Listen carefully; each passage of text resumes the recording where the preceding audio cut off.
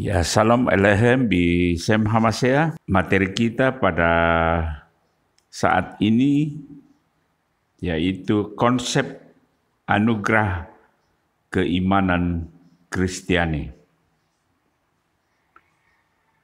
Di mana pada bagian ini Allah memberikan anugerahnya, yaitu justru kepada manusia yang telah berdosa. Konsep pemikiran dan cara pandang kita sebagai umat Kristen memiliki konsep yang berbeda dengan agama-agama lain. Keimanan murid-murid Kristus berkonsep pada pemikiran anugerah atau kasih karunia, bukan pemikiran imbal balik.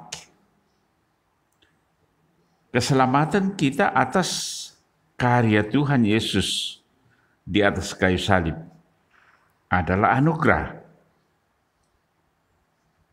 Anugerah mempunyai arti dasar demikian. Yang memberi tidak berkewajiban, yang menerima tidak mempunyai hak.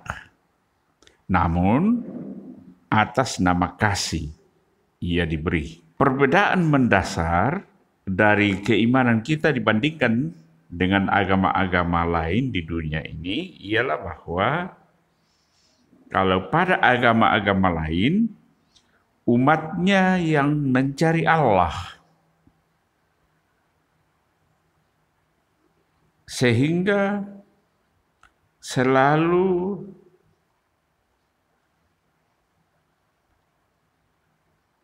mencari, tunjukkanlah kami jalan yang lurus.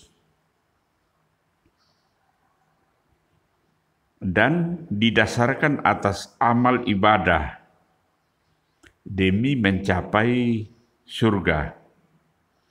Sedangkan di dalam keimanan Kristen ialah upaya surga mencapai manusia, dan inilah yang disebut kasih karunia, yaitu di mana Allah sendiri dengan firman-Nya nusul atau berinkarnasi lewat pekerjaan Roh Kudus, di mana Maria melahirkan Yesus Kristus sebagai juru selamat. Bahwa Allah yang Maha Tinggi itu hadir ke dunia demi menyelamatkan umat yang dikasihinya. Dan upaya surga mencapai manusia ini sudah disuarakan sejak Kejadian 3 ayat 15. Hingga digenapinya di dalam pelayanan Kristus di dunia. Allah sendiri yang datang di dunia, ia mati untuk menebus dosa manusia supaya manusia diselamatkan. Oleh sebab itu, sabda Allah yang tertulis di dalam Kejadian 3 ayat 15 disebut sebagai berita Injil yang pertama atau proto-evangelium besorat Harrison. Rabi Saul mengajarkan kepada kita tentang konsep anugerah itu untuk membuat setiap kita jangan ada yang memegahkan diri karena keimanannya atau menempatkan posisi standar keimanannya, keulamaannya lebih tinggi daripada yang lain. Siapapun dia, gembala besar, penginjil kecil, jemaat biasa, atau yang awam sekalipun. Mereka sama di mata Allah. Semuanya adalah orang-orang yang sebenarnya tidak layak diberi hadiah. Namun atas nama kasih mereka diselamatkan. Di bawah ini ada beberapa pasal, Efesus 2 ayat 8 sampai 9. Pada ayatnya yang ke-8, sebab karena kasih karunia kamu diselamatkan oleh iman. Itu bukan hasil usahamu, tetapi pemberian Allah. Ayat yang ke-9. Itu bukan hasil pekerjaanmu. Jangan ada orang yang memegahkan diri.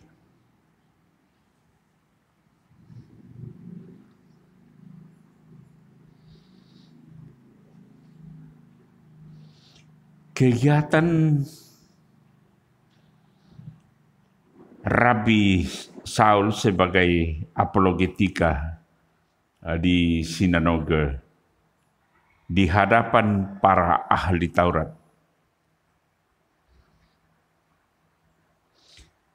Kita yakin Anda sudah tahu bahwa gereja pertama yaitu komunitas awal para pengikut Tuhan Yesus, mereka terdiri dari orang-orang Yahudi, demikian juga para rasul Kristus yang lainnya, yang juga adalah orang-orang Yahudi. Mereka melakukan ibadah-ibadah di rumah-rumah atau sinagoge, yaitu diartikan secara harafiah perkumpulan atau perhimpunan. Beit Knesset, rumah perkumpulan atau perhimpunan. Kita tahu sinagoge adalah tempat di mana orang-orang Yahudi dan juga bangsa-bangsa lain atau goyim bersekutu atau berkumpul bersama untuk membaca Taurat. Dari kitab Kisah Para Rasul, kita tahu bahwa kebiasaan pergi ke sinagoge itu adalah kebiasaan rutin Rabbi Saul atau Rasul Paulus. Dia datang pada setiap hari Sabtu atau hari Sabat mingguan, waktu di mana orang-orang Yahudi banyak berkumpul di situ. Rabbi Saul secara eksplisit menyatakan bahwa misi kerasulannya adalah untuk mencapai bangsa-bangsa lain atau non-Yahudi yang disebut sebagai goyim, agar mendengar berita Injil Yesus Kristus. Namun demikian di setiap kota yang ia kunjungi atau di daerah mayoritas non-Yahudi, Rabbi Saul juga mengunjungi ke sinagoge Yahudi, utamanya pada hari Sabat. Di sinagoge, ia berkumpul untuk bertemu dengan orang-orang Yahudi dan non-Yahudi yang tertarik mempelajari firman Tuhan. Situasi ini berlangsung untuk beberapa waktu. Setidaknya 1 abad setelah kenaikan Tuhan Yesus ke surga. Di sinagoge itu ada orang-orang yang percaya bahwa Yesus adalah Sang Mesias. Dan mereka tetap menghadiri sinagoge dan seterusnya pada tiap-tiap hari Sabat. Ada pula orang-orang Yahudi yang masih meneruskan tradisi mereka. Misalnya, masih memakan makanan halal dan menyunat putra-putra mereka yang berkaitan dengan tradisi Yahudi. Tidak seperti sekarang. Kini orang Yahudi dan orang Kristen sudah dipisahkan dengan perbedaan rumah ibadah, sinagoge, dan gedung gereja. Rabi Saul adalah pengikut Kristus yang paling berkompeten untuk berbicara di hadapan para ahli Taurat atau soferim, sebab ia adalah segolongan dengan mereka. Seorang ahli Taurat, dia adalah lulusan Beit Midrash, House of Learning, atau sekolah madrasah Taurat. Dan dia pernah diajar oleh seorang guru besar Taurat, yaitu Rabban Gamaliel.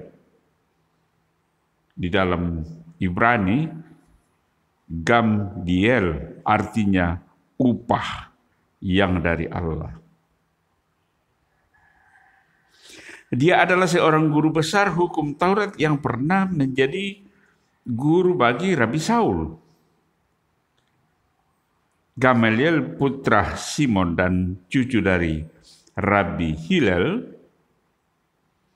Gamaliel ini adalah doktor ilmu hukum dan anggota Sanhedrin, Mahkamah Agama Yahudi.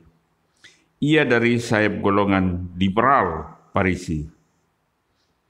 Itu berarti bahwa Rabi Hillel bukan dari Beit Shammai. Pada waktu para rasul diseret ke pengadilan, kita bisa lihat di dalam Kisah Rasul 5 ayat 33 sampai 40 dengan pidatonya yang beralasan dan meyakinkan. Gamaliel bertindak sebagai pengantara. Kisah Para Rasul 22 ayat 3. Aku adalah orang Yahudi, lahir di Tarsus di tanah Kilikia, tetapi dibesarkan di kota ini, dididik dengan teliti, di bawah pimpinan Gamaliel dalam hukum nenek moyang kita. Sehingga aku menjadi seorang yang giat bekerja bagi Allah, sama seperti kamu semua pada waktu ini.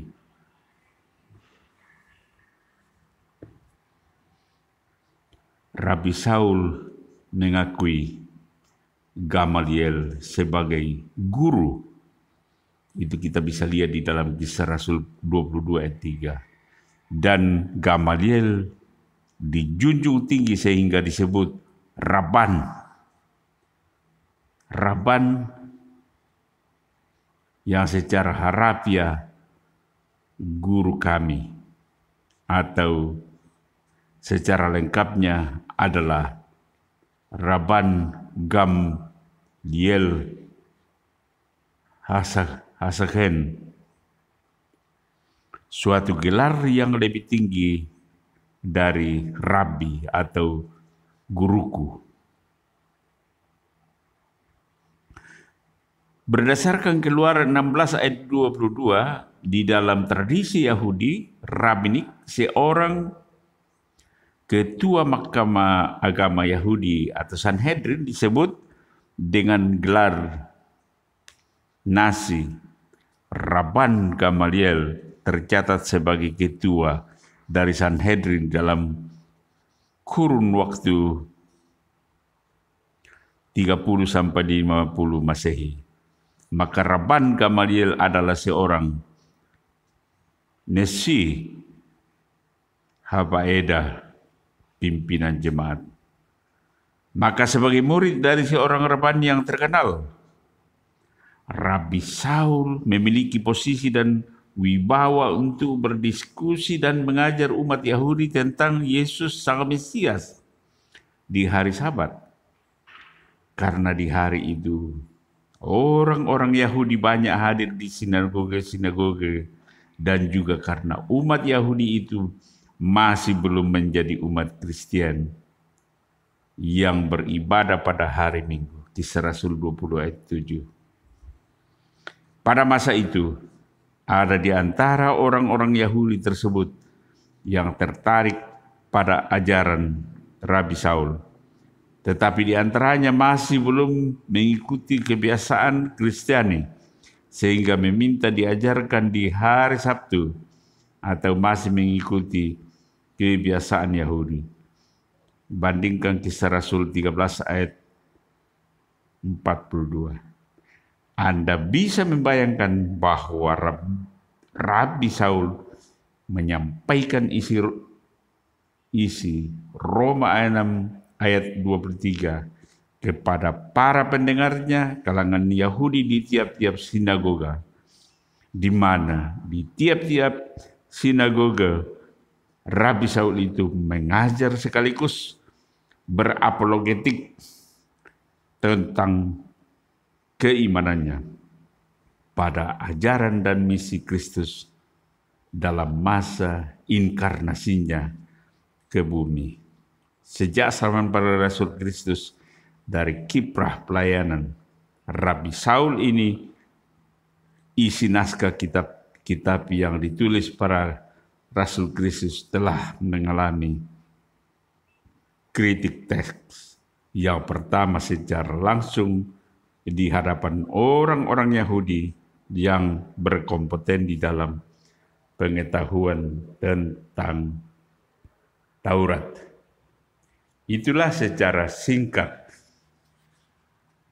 mengenai konsep anugerah keimanan Kristiani. Ialah bahwa Allah sendiri lewat firman-Nya yang berinkarnasi ke dalam dunia lewat pekerjaan Roh Kudus, lewat Bunda Maria yang melahirkan Yesus Kristus yang telah menebus dosa manusia di atas kayu salib. Dia meninggal di atas kayu salib dalam kemanusiaannya, dikuburkan, dan 3 hari kemudian dia bangkit kembali. Kemudian dia sudah naik ke surga untuk menyediakan tempat bagi kita yang percaya kepadanya. Mudah-mudahan dengan materi yang singkat ini, iman kita semakin dikuatkan bahwa manusia tidak akan mungkin dengan upaya, dengan amal, apapun yang kita lakukan, kalau bukan karena anugerah Tuhan untuk menyelamatkan kita. Shalom Elohim Bisem Hamasea. Terima kasih.